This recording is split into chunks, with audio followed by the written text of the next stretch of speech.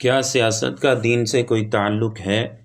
سیدنا ابو ہریرہ رضی اللہ عنہ نے رحمت عالم صلی اللہ علیہ وسلم سے روایت کیا، کانت بنو اسرائیل تسوسهم الانبیاء کلما ہلک نبی خلفہ نبی وانہ لا نبی بعدی وسیکون خلفاء فیکثرون۔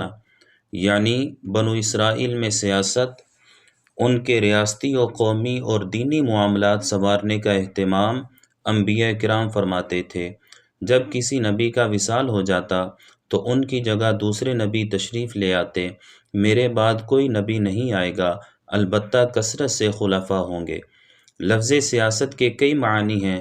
جب ملکی معاملات میں یہ لفظ بولا جائے تو اس کا مفہوم ہوتا ہے قومی و اجتماعی امور کا یوں انتظام کرنا کہ معاملات سنور جائیں اور فساد کا خاتمہ ہو۔ اس اعتبار سے جو شخص قومی معاملات کو سنوارے اور اجتماعی سطح پر فساد کا خاتمہ کرے اسے سیاستدان کہیں گے۔ اس معنی میں سیاست انبیاء کرام علیہم الصلوات والتسلیمات کا شعار اور خلفائے راشدین علیہم الرضوان کی سنت ہے، بلکہ اس مفہوم کے مطابق کامل سیاست انبیاء ہی کو زیبا ہے، کیونکہ وہ لوگوں کی دنیا بھی سنوارتے ہیں اور آخرت بھی، ظاہر کو بھی مزین فرماتے ہیں اور باطن کو بھی، لوگوں کے نجی معاملات سے بھی فساد کا خاتمہ فرماتے ہیں اور اجتماعی امور سے بھی۔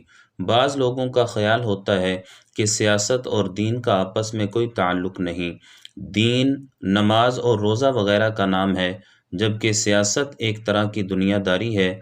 ایسے ہی کچھ لوگ اس غلط فہمی میں مبتلا ہوتے ہیں کہ دین والے سیاسی معاملات نہیں چلا سکتے، سیاسی امور چلانا چال بازوں کا ہی کام ہے۔